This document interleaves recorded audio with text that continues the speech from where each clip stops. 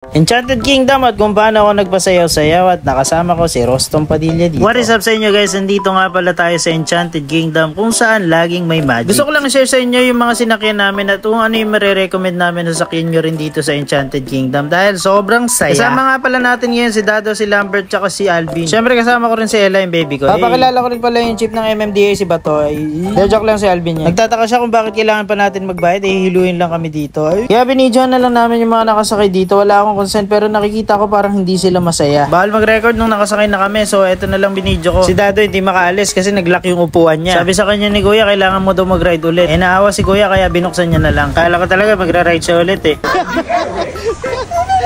So ayun na nga, yung unang sinakyan namin is yung air race. Ayun, pinaikot-ikot kami. Ganyan yung itsura niya kapag nakasakay na kami. I-describe ko yung pakiramdam, kala ko talaga malalaglag. Dahil yung harness niya air pressure, so minsan gumagalaw. Kaya talaga nakakatakot. Recommended ba or not? Hindi siya recommended, lalo na kung newbie ka at bago ka lang na sumasakay ng rides dito sa Enchanted Kingdom. Mag-carousel ka na lang muna. Dahil nga unang ride pa lang namin, naisipan namin tumambay muna dito sa may mga kumakanta. Kasi talaga nahilo kami dun sa ride na yun. Hindi ko alam kung bakit. Sabi, wag na kayo sasakay sa air race. Kaya pala air race tawag sa kanya kasi may erase yung memory mo pagbaba mo. Ito nga namin tumambay dito, pumunta kami dito sa basketball court yan. Hindi pala siya court, yan yung mga shoot. Pag nakashoot ka ng 2 beses, meron kang premyo pero 100 pesos yung babayaran mo. So naka 200 pesos si Dado, tas nanalo siya na itong giraffe. Papangalan nga pala niya ni Odad. So si brother Alvin tumira din, tinesting niya kung okay. Ito kilalang basketball player to ng Pasay. Ang bumangga, giba. Kaso may frozen shoulder ayun, hindi nakashoot. So guys, worth 400 ba to si Odad? Si Odad yung giraffe na napanalunan namin. Try nyo din kung magaling kayo mag-shoot, sigurado panalo kayo ng marami. And sobrang considerate ng mga kuya. 2 times tumira si Odads tapos nagkamali yung dalawa, pinagbigyan pa siya ng pang-apat na shoot. Next nga namin ginawa itong bilog-bilog na yan, hindi ko alam kung anong tawag. So ang goal, dapat may baba mo yung bilog na yan dyan sa pinakababa nang hindi nadidikit dun sa mismong bakal. Parang ang dali-dali lang siya gawin ni ate pero nung kami na yung nagtatry, ayun, hindi namin magawa. Tala na naman kami ng 200 pesos. Next na pinuntahan namin is itong ladder challenge. Dapat makaakyat ka tapos mapindot mo yung kulay red dun sa pinakataas. So as usual, ayun, nagbayad kami ng 100, di namin nagawa. So naka 400 din kami dito. Next na pinuntahan naman namin is itong Anchors Away. So as usual, hindi na naman pwede mag-video, so binidyohan ko na lang siya habang maandar siya. Mukhang simple lang yan pero pagbaba namin dyan, sobrang talsik-talsik yung laway ko, kakasigaw, naiiwan yung puwet ko sa ere. So recommended ba tong Anchors Away? Yes, para sa mga newbie. Yung newbie na sinasabi ko is yung kung kakapasok mo lang ng ikot. Teka, may pro ba dito? Oo, recommended. So sobrang sigaw kami ng sigaw, ayun, ginutom ng lahat. Ayun, si Rostom Padilla nakikain dun sa kabilang upuan. Solid yung kasama, nag-food trip sa so next na ginawa namin, nag-bump car na lang kami. Sobrang haba ng pila kaya hindi ko na binidyo. Recommended ba yung bump car, no? Kasi maraming nakapila, sayang oras. Kasi sobrang haba ng pila. Next na pinuntahan namin, Rio Grande Rapids. Ayun, medyo gabi na. Kasi pagdating dito, haba rin ng pila. So sumayo-sayo na lang ako ng left, right. Nakita ko ni Rostom, baka sakali ma-discover tayo ni Papi. Yeah. So malapit na kami, nag-picture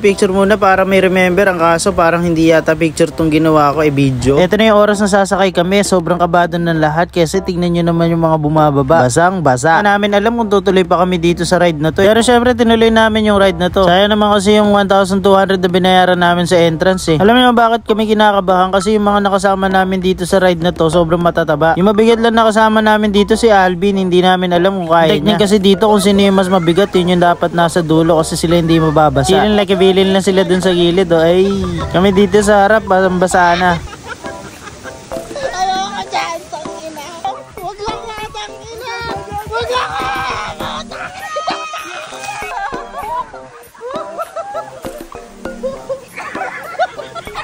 O ano, ganun ka-enjoy dito sa Enchanted Kingdom. Kaso nga lang, kung Rio Grande Rapids ang uunahin mong sakyan, wag na lang muna. Dahil sigurado mababasa ka at yung basa mo hindi lang birong basa lang talaga. Para kang naligo sa pawis dahil yung tubig amoy pawis. Kung uunahin mo yung Rio Grande Rapids, make sure na meron kang extra dalang damit. Kung wala naman, meron naman silang binibentang kapote doon, kaso lang extra 100 pesos. Itong dryer namin, 200 pesos yan, 3 minutes lang. Sana kami sa space shuttle, kaso dito kami dinala ni Kuya. Ito yung Alcatraz ng Enchanted Kingdom. Pagpasok namin, si Joker rin nagbabantay, nagulat kami lahat eh.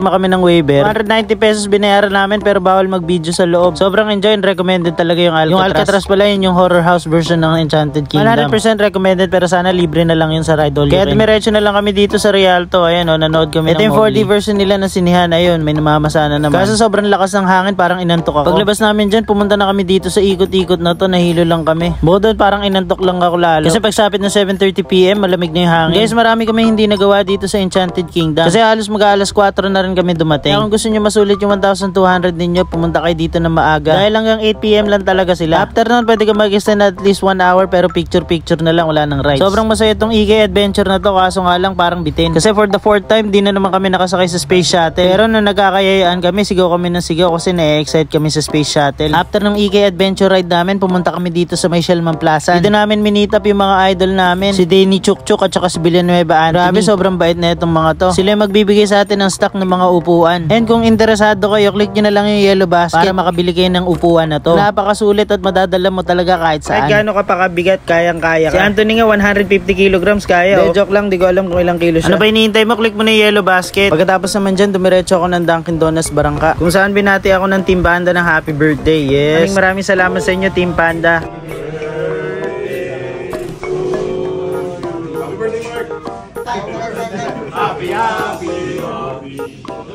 Grabe, sobrang energetic nila. Pansin nyo ba? Masyado mahaba na itong vlog na to. Maraming salamat sa panonood ninyo. Don't forget to like, share, subscribe dito sa Mototech Vlogs. Peace, yo!